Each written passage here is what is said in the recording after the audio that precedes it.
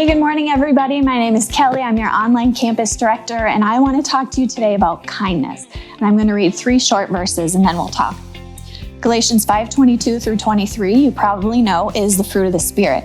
And in the fruit of the Spirit, it lists kindness, goodness, faithfulness, gentleness, and self-control. Then in Colossians 3:12, we read, "Therefore, as God's chosen people, holy and dearly loved, clothe yourselves with compassion, kindness, humility, gentleness, and patience." Okay, we got kindness and gentleness in there again. Philippians 4:5 says, "Let your gentleness be evident to all. The Lord is near," which I think is super funny because when I read that, I think, is that like the Lord is near? Or is that like, I was thinking Elf on the Shelf, where it's like, the Lord is near. You know, like, you better do the right thing, the Lord is near.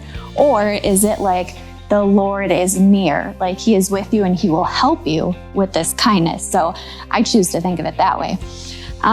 But if you know anything about Enneagram or personality types, I am a type 8, which is literally called the challenger.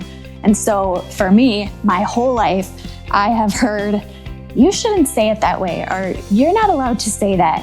You're always right, but you say it the wrong way. I've heard literally my whole life. And so kindness is something that I have really needed to work on.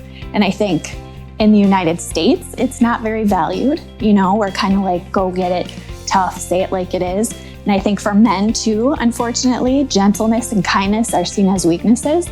And so I think we don't really value gentleness and kindness the way that we should. And when we're talking about religion or politics or, trying to convince someone of your favorite food or whatever, I think gentleness and kindness is the way to go, because whenever I've been convinced of something, it's not from somebody yelling at me or using a bunch of exclamation points. It's because they're telling me their story, I'm listening and understanding, and my opinion has changed. And so I just want to encourage us, when we're trying to persuade someone to become a Christ follower, or we're trying to persuade someone on a certain belief, I really encourage you to use gentleness and kindness. And I think it's so funny because I was preparing for this and my daughter opens a fortune cookie and it says, "An understanding heart warms all that are graced with its presence." And so I think as we go about our day, our week, this is going to be an interesting few months coming up. Let's just remember kindness and that verse that we're to put on, clothe ourselves with kindness, humility, compassion, all of those things.